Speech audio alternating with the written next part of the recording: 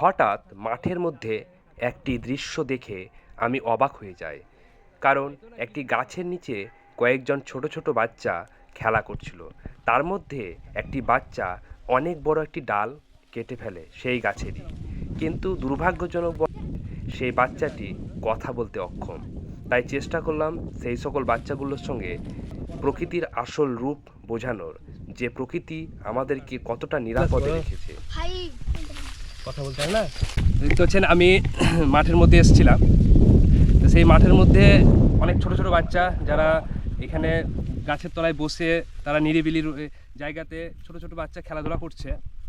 তার মধ্যে একটা খুব ঘটনা আমাকে খুব নাড়া দিল। সেই ঘটনাটি হচ্ছে যে এই গাছের নিচে ওনারা বসে রয়েছে, কিন্তু দেখতে পাচ্ছেন এই বাচ্চাটা মানে কথা বলতে পারে না, তিনি কথা বলতে অক্ষম। উনি এই গাছের ডালটা কেটেছেন হয়তো কোনো কাজে, ওর বাচ্চা ছেলের ডালটি কোনো কাজে লাগাবার জন্য তিনি কেটেছেন, কিন্তু তিনি কথা বলতে পারেন না।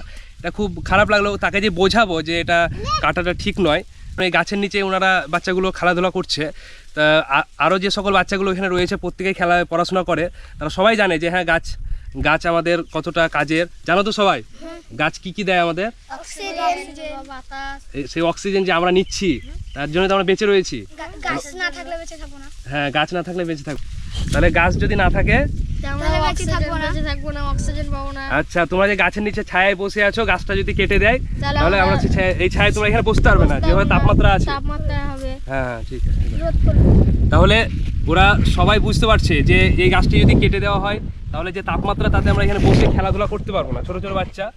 কিন্তু এই ছেলেটা কথা বলতে পারে না, কথা বলতে অক্ষম। যাই হোক, তিনি কেটে ফেলেছে।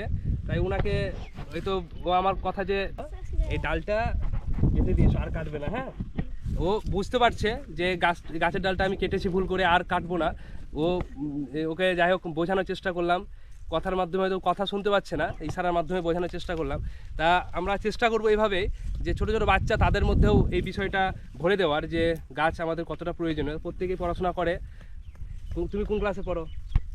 6-এ। তুমি তুমি তুমি আচ্ছা, সকলে 5 এবং 6-এ পড়াশোনা করে, ছোটো ছোটো বাচ্চা।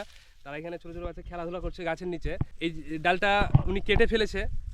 তা ওকে বোঝানোর চেষ্টা করেছে ওরা সবাই মিলে। হয়তো কথা শুনতে পায় না বলে, হয়তো কথা বলতে পারে না এবং শুনতে পায় না, তার জন্য হয়তো কেটে ফেলেছে।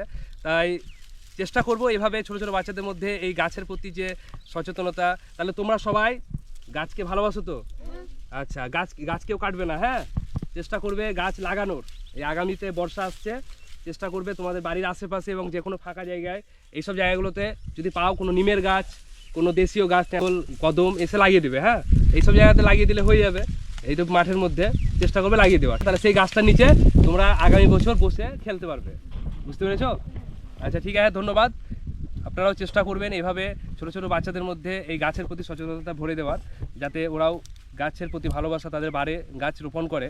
সেটা যাতে বইয়ের পাতার মধ্যে সীমাবদ্ধ না থাকে, গাছ লাগান প্রাণ বাঁচান, সেটা যেন বাস্তবে রূপ পায় এবং বাস্তবায়িত হয়। তাহলে আমরা এই প্রকৃতিকে যে তাপমাত্রা দিন দিন বাড়ছে, সেই তাপমাত্রাকে আমরা নিয়ন্ত্রণে রাখতে পারবো।